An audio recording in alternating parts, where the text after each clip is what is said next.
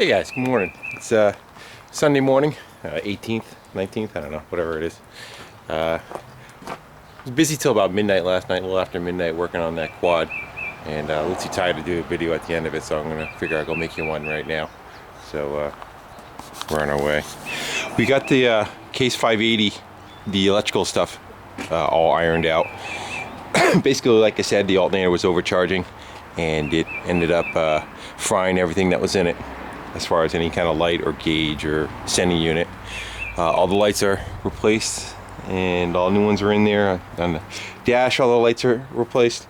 When I put the alternator in, it still wasn't charging, and what happened was, in the dash, I should probably show you, there is a amp meter,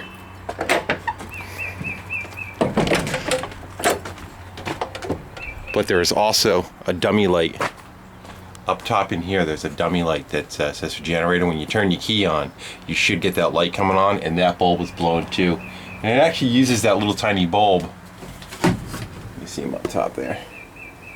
It actually uses that little tiny bulb for the exciter circuit on the alternator for it to start charging. So once I put that in there, it went back to charging normal. But he's got a couple other issues that need to be addressed. It's got a the crank pulley is bent. I don't know how that happened, but it's got a pump right in front of it.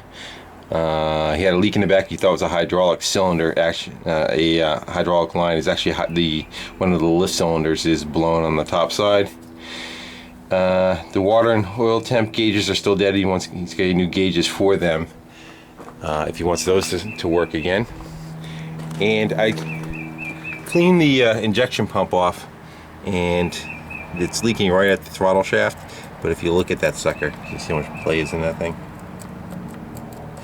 The bushing is actually wore out, and there's an O-ring on the inside of that. On top of that, the shutoff does not work. Also, the electric solenoid shutoff. And this thing's kind of like doing a automatic transmission. They are a specialty in their own.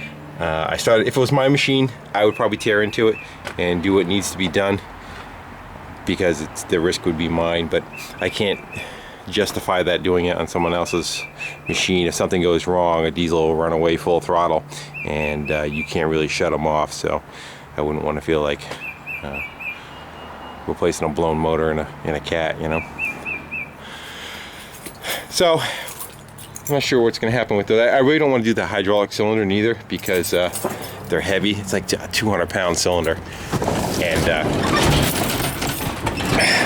my back is not the greatest, so I don't want to be doing that and blowing myself out. Let me just flip us some lights on here, kind of see what we got going on. Bear with me for 1 second. There we go. Now we're alive. I don't know.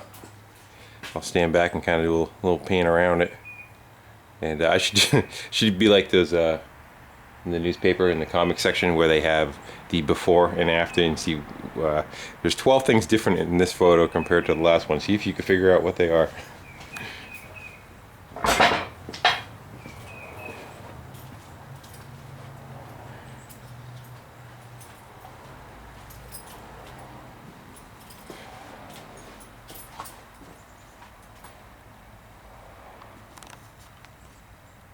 Alright. I'll also start with what I started with. It's got to come back to me a little bit. The front tires were these guys that were on there.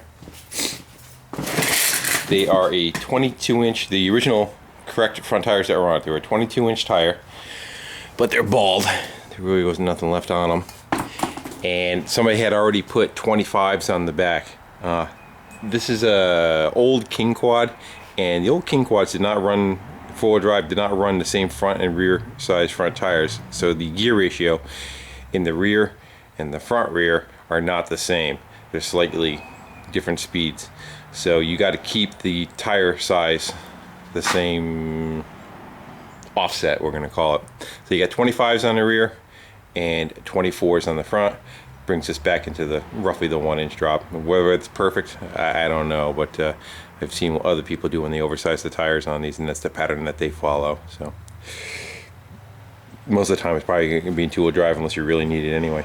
So the rims those are a 10-inch center rim. Those were a 12-inch center rim. A friend hooked me up with a nice new set of tires.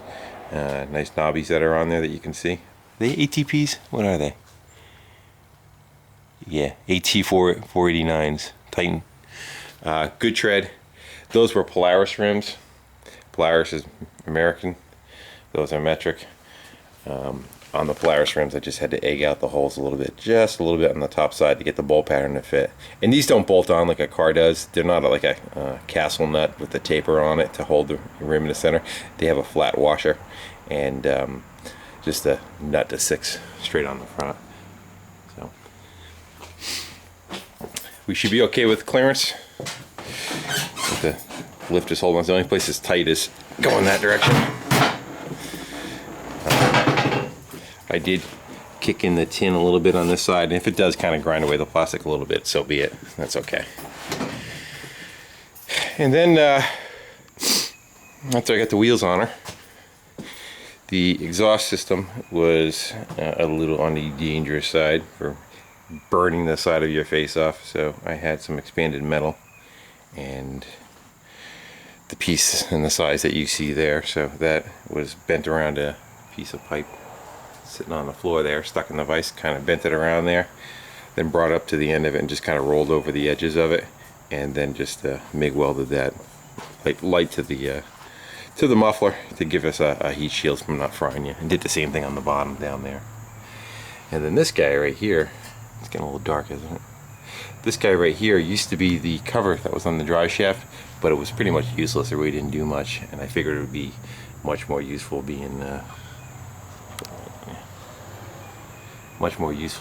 guard for your legs so you don't fry yourself. So that's kind of what we got going on there. So after we got that done, I'm actually out of order, but that's okay. A while ago I bought I had an old Kubota tractor, like a 1970 Kubota L series, and it didn't have a 3-point hitch on it. And lo and behold, on Craigslist popped up a bunch of stuff off of an L tractor that was in a fire. So I grabbed that, and plus all the tins that kind of came with it. And with that came these 2 fenders, which were the rear fenders. I'll have to give you someplace you can see it. They were the rear fenders. As you can see, they were in a fire and burned off everything and anything that was on them.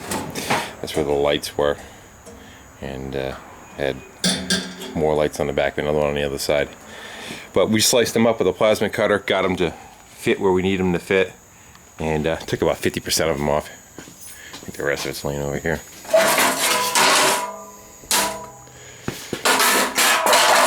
So that's the normal part of the rest of the part of the fender. This bolted to where the rear was on the big tractor, but we made them go fit there.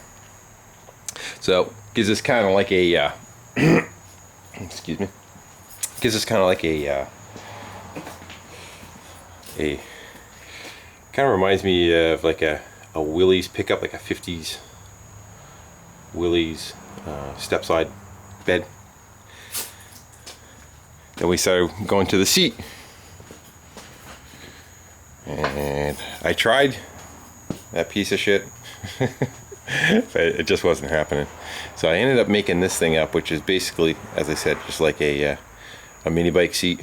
I make seat covers like I wrap Christmas presents. But so be it. And then I made a couple skirts just to kind of hide all the electronics and like shed the weather away from them. And if you look underneath, you can kind of see where I got bolts coming down through the seat, and then just a couple of metal standoffs. This stuff right here is the tonneau cover from my truck that finally got too many holes in it and wore out and not used. So I sliced it up and made my covers out of that. Figured the material should be pretty tough. And I kept that original seam on the bottom just to give it some rigidity and let it hang down.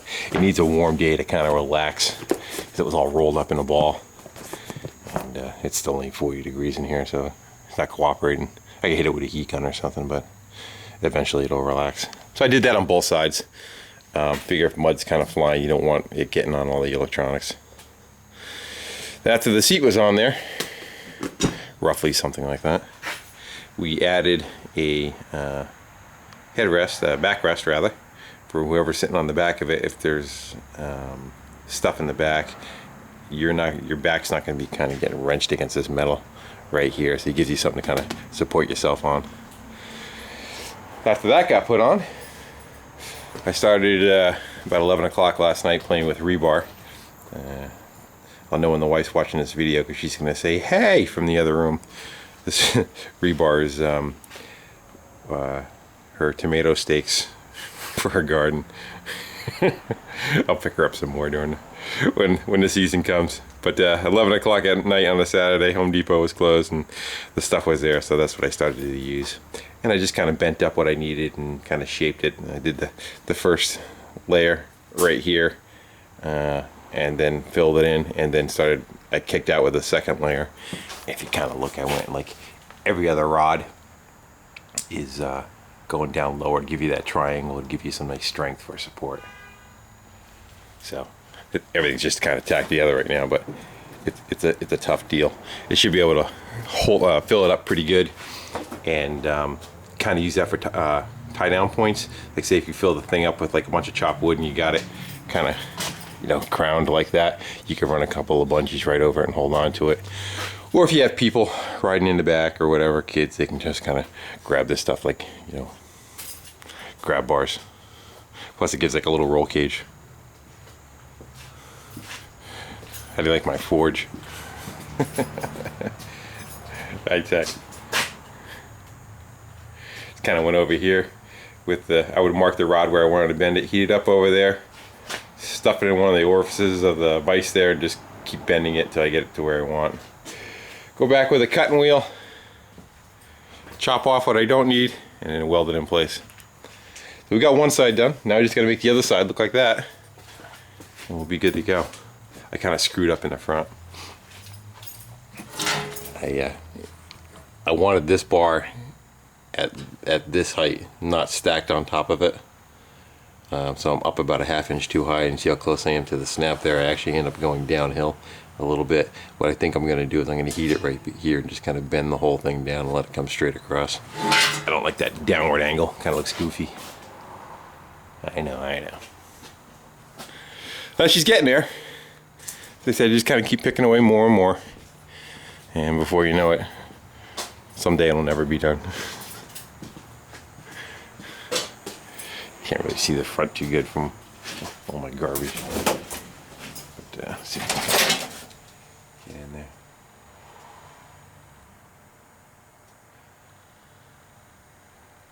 It definitely looks different. Hey guys, I figured I'd just do a little video and kind of just do a catch up. Here's what's in the seat. We went with the foam leaning against the wall over there. Cut like 4 sections of that out, and this is like a carpet underlayment. I then wrapped the seat with that and stapled it, and then, as I said, this is what's left of the bed liner. Kind of not bed liner, tonneau cover that turned into the seat cover. Again, basically all of it's free.